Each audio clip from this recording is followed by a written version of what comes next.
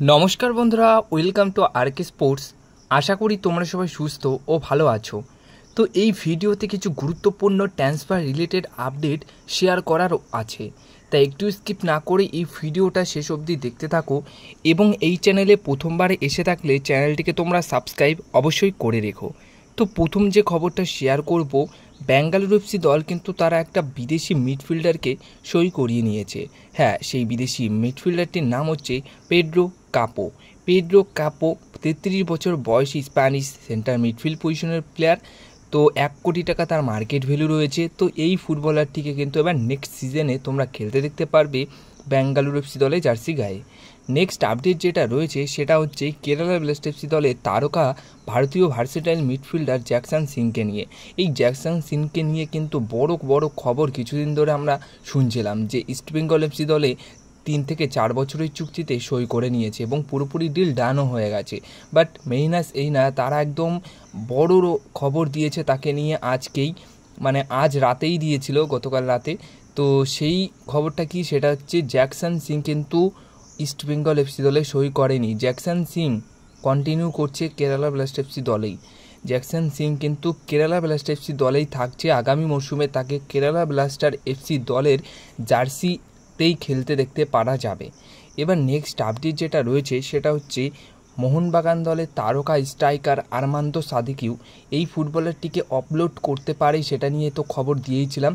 তো বলেছিলাম যে পাঞ্জাব এফসি এবং কেরালা ব্লাস্টার এফসি ভীষণভাবে আগ্রহ প্রকাশ করেছে এই ফুটবলারটিকে দলে নেবার জন্য। বাট একদম চমক আমরা দেখতে পেলাম, পুরোপুরি ডিল ডান হয়ে গেছে। মাঝখানে এসে এফসি গোয়া দল কিন্তু এই ফুটবলারটিকে সই করে নিয়েছে। হ্যাঁ, পুরোপুরি সই করিয়ে নিয়েছে। অফিসিয়াল অ্যানাউন্সমেন্টটাই শুধুমাত্র এখন বাকি রয়েছে। তো মোহনবাগান দলের এই তারকা স্ট্রাইকার কিন্তু আগামী মরশুমে খেলবে এফসি গোয়া দলে জার্সি গায়ে। এবার নেক্সট আপডেট যেটা সবশেষে দিতে চলেছি সেটা হচ্ছে আরমান্দো সাদিকিউ তো এফসি গোয়া দলে খেলবে এবং তার বদলে কে আসতে পারে সেটা নিয়ে কিন্তু গতকাল থেকে তোমরা একটা নাম জানতেই পেরেছো। হ্যাঁ, আইএসএলের সেরা একজন তারকা মিডফিল্ডার বা স্ট্রাইকার যেটাই বলো, গ্রেগ স্টুয়ার্ট। গ্রেগ স্টুয়ার্টের সাথে কিন্তু মোহনবাগান দলের অ্যাডভান্স টক চলছে। হ্যাঁ, এখনও ডিল ডান হয়নি, কিন্তু অ্যাডভান্স টক চলছে। যেটুকু কথাবার্তা হয়েছে সেটুকু কিন্তু ভালো রকমভাবে কথাবার্তা হয়েছে, ভালো পর্যায়ে কথাবার্তা হয়েছে। তো ভালো পর্যায়ের কথাবার্তা বলা এবং অ্যাডভান্স টক চলা মানে ডিল ডান হয়ে যাবে, এটুকু কিন্তু পুরোপুরি নিশ্চিত। আর মোহনবাগান দল যাকে চায় তাকেই পায়। তো সেই মতো গ্রেগ স্টুয়ার্টকে দলে নেবার জন্য অফার করেছিল। অ্যাডভান্স স্টক চলছে বর্তমান সময় দাঁড়িয়ে, তাতে করে গ্রেগ স্টুয়ার্ট কিন্তু আগামী মরশুমে মোহনবাগান দলে খেলছে, এটুকু কনফার্ম। তো এই ছিল কিছু গুরুত্বপূর্ণ আপডেটস।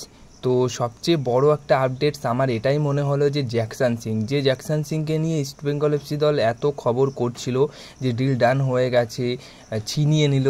হ্যাঁ, মোহনবাগান দল যদি আপুয়াকে পায় তাহলে ইস্টবেঙ্গল এফসি দল জ্যাকসন সিংকে পেয়েছে, এরকম কত কি আমরা দেখেছি। কিন্তু আলটিমেটলি যা খবর এসে দাঁড়ালো সেটা কি, সেটা হচ্ছে কেরালা ব্লাস্টার্স এফসি দলেই তিনি থাকছেন, কোনো দলে সই করছেন না। ইস্টবেঙ্গল এফসি দলেও 3 থেকে 4 বছরে সই করেনি। কিন্তু ইস্টবেঙ্গল এফসি দলের ফ্যান পেজ যেগুলো রয়েছে তারা কিন্তু খবর দিয়েছিল, কিছুদিন ধরে খবর দিচ্ছে যে এই জ্যাকসন সিংয়ের সাথে পুরোপুরি ডিল ডান হয়ে গেছে। বাট এদিকে একটা বড় খবর কিন্তু মেইনা সেইনা দিল যে কেরালা ব্লাস্টার এফসি দলেই তিনি কিন্তু থাকছেন, ইস্টবেঙ্গল এফসি দলে সই করেনি এবং কেরালা ব্লাস্টার এফসি দলেই তিনি কন্টিনিউ করছে।